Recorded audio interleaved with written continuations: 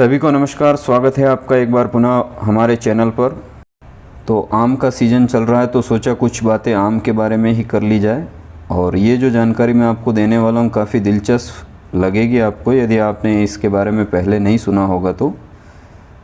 यदि मैं आपसे पूछूं कि मुकेश अंबानी की विशाल भारतीय बहुराष्ट्रीय कंपनी रिलायंस इंडस्ट्रीज़ लिमिटेड किन किन क्षेत्रों से जुड़ी हुई है, तो शायद आपका जवाब यही मिलेगा कि पेट्रोलियम के उत्पादन और दूरसंचार तक ही यह कंपनी सीमित है। लेकिन मैं आपको बता दूं कि यह कंपनी सिर्फ पेट्रोलियम और दूरसंचार तक ही सीमित नहीं, बल्कि यह अब एशिया के सबसे बड़े आम के बागों का मालिक होने का भी दावा कर रही है। जी हाँ, रिलायंस और आम के बाग से जुड़ी कहानी काफ़ी दिलचस्प है। यह कहानी 1997 की है, जब कंपनी जामनगर में अपनी रिफाइनरी में होने वाले भारी प्रदूषण को लेकर चिंतित थी और प्रदूषण नियंत्रण बोर्ड से कई बार इनको चेतावनी भी मिल चुकी थी कि आप प्रदूषण नियंत्रण के उपायों को अपनाइए। ऐसे में रिलायंस ग्रुप ने महसूस किया कि इस समस्या को हल करने के लिए कुछ उपाय करने की ज़रूरत है। तभी रिलायंस ने प्रदूषण के स्तर को कम करने के लिए रिफाइनरी के आसपास जो उनकी वेस्टलैंड पड़ी हुई थी, उस वेस्टलैंड में आम का बाग लगाने पर विचार किया। रिलायंस की जामनगर रिफाइनरी के पास की बंजर भूमि को तब हरित पट्टी में तब्दील किया गया। यहाँ करीब 200 से अधिक प्रजातियों के आम के लगभग 1,30,000 पौधे 600 एकड़ भूमि में लगाए गए। और इस आम के बाग का नाम उस कंपनी के संस्थापक धीरूभाई अंबानी के नाम पर रखा गया। धीरूभाई अंबानी लखी बाग अमराई रखा गया।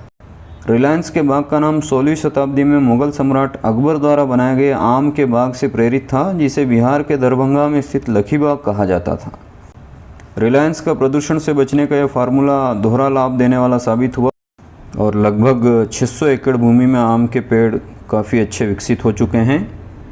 और इस बाग में केसर, अल्फांजो, रत्ना, सिंधु, नीलम और आम्रपाली जैसी प्रमुख भारतीय किस्मों के अलावा यहाँ कुछ विदेशी किस्में फ्लोरिडा, अमेरिका से टॉमी एटकिंस और केंट और इजराइल से लिली, कीट और माया जैसे विदेशी आम भी पाए जाते हैं।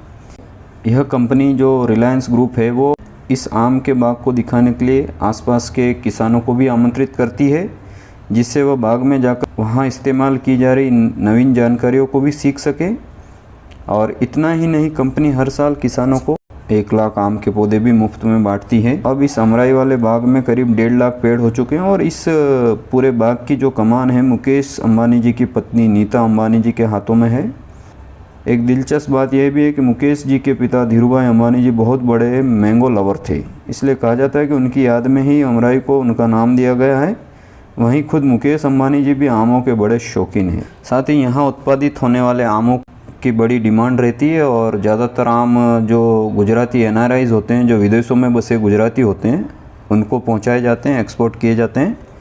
और कुछ बचे हुए आमों को पल्प निकाल कर कंपनी अपने ही ब्रांड नेम से बेचती है, जिसे रेल्यूर के नाम से बेचा जाता है पल्प के रूप में। यह भी काफ़ी विदेशों में एक्सपोर्ट होता है और काफ़ी फेमस है। तो साथियों, कैसी लगी यह जानकारी आपको कमेंट करके अवश्य बताइएगा। आम के फलों का स्वाद लेते हुए प्रयास करें कि कुछ आम के पौधे अपने फार्म पर, अपने किचन गार्डन्स में और अपने आसपास जहाँ भी आपके पास जगह उपलब्ध हो अवश्य लगाएं।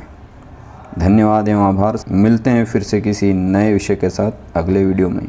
तब तक के लिए सर्वे जना सुजना भवन्तु, सर्वे सुजना सुखिना भवन्तु। स्वस्ति।